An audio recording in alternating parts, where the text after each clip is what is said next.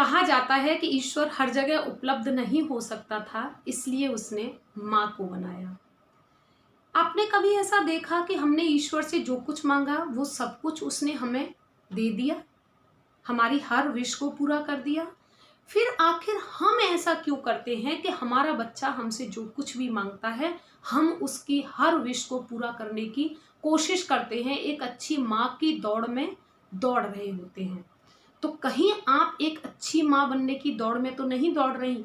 अगर हाँ, तो इस वीडियो को पूरा जरूर देखिए। कमेंट बॉक्स में ये जरूर बताइए कि आप अपने बच्चों के लिए किस तरह की माँ है।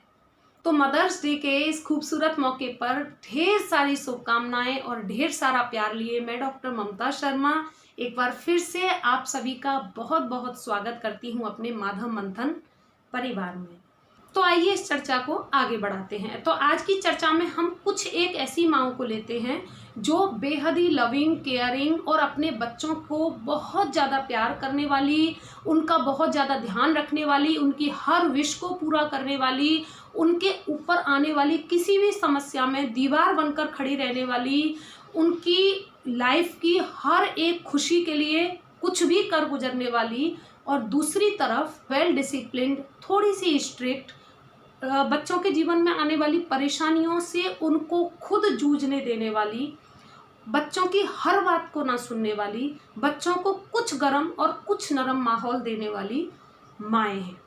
तो माँ आखिर है क्या? माँ एक मूर्तिकार है और ईश्वर ने उसे एक खूबसूरत मूर्ति को शेप देने का साहस और सामर्थ्य दोनों दिया है।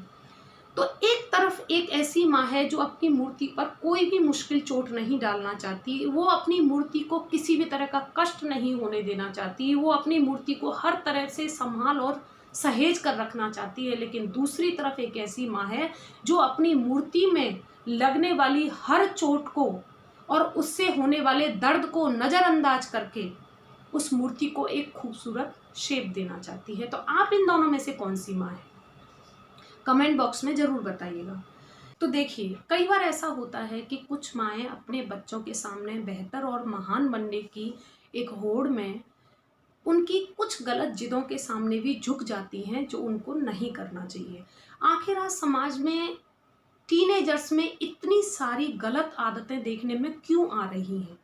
कम उम्र में नशे की आदत, सोशल मीडिया की लत, गेम्स एडिक्शन, या तो हेल्दी फूड से भागना, या तो अपनी जिम्मेदारियों से जी चुराना, या तो बड़ों का सम्मान न करना, झूठ बोलना, कई बार घरों में चोरी करना, घर से भाग जाना, ऐसी चीज़ों का रिपीटेशन आज की तारीख में इतना क्यों बढ़ गया है? क्योंकि माँ बाप का अपने बच्चों के लिए जो अनुशासन हुआ करता था, एक कठोर, एक नरम, एक गर्म जो व्यवहार हुआ करता था, वो अब काफ़ी हद तक कम हो गया है। उन्हें ऐसा लगता है कि अगर हम अपने बच्चे की किसी भी जिद को नहीं मानेंगे या उनसे कुछ भी कहेंगे, उन्हें डांटेंगे, तो वो बच्चे उनसे दूर चले जाएंगे या उनको बुरा समझने लगेंगे। लेकिन यदि बच्चे को शुरू से एक ठीक तरह के अनुशासनात्मक बिहेवियर के साथ बड़ा किया जाए तो बच्चे इस तरह की चीज़ों को कभी भी बुरा नहीं समझते। बच्चे समझदार होते हैं और बच्चों को ये समझ में आता है कि हमारे लिए क्या सही है और क्या गलत है। दूसरी तरफ कुछ ऐसी माएँ हैं जो अपने बच्चे की लाख जिदों के सामने भी घुटने नहीं टेकती। वो एक कुम्हार की तरह से बच्चे को अंदर से सहारा देकर बाहर से थपथपाती हैं। एक अच्छे मूर्तिकार की तरह वो बिना किसी चोट और दर्द के भय से अपने बच्चों को एक सुंदर शेप देती हैं और वही बच्चे भविष्य में एक सुंदर मूर्ति का रूप लेते हैं। वो हर बार अपने बच्चों की किसी भी परेशानी में दीवार बनके सामने नहीं खड़ी होती, वो अपने बच्चों को परेशानियों के सामना करने की हिम्मत देती हैं।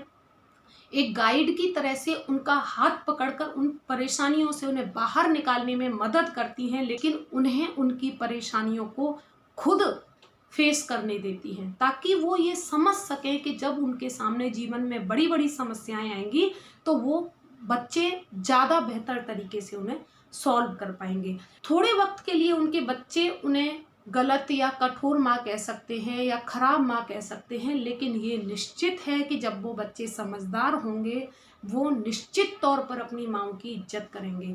हमारे भारतीय समाज में एक ऐसा वक्त था जब माँ, पिता, दादा, दादी, ताऊ, चाचा हर एक जन की नज़र में, ऑब्जर्वेशन में वो बच्चा बड़ा होता था और कहीं भी गलती करता था तो समाज का कोई ना कोई इंसान उस गलती को सुधारने के लिए उसके सामने होता था।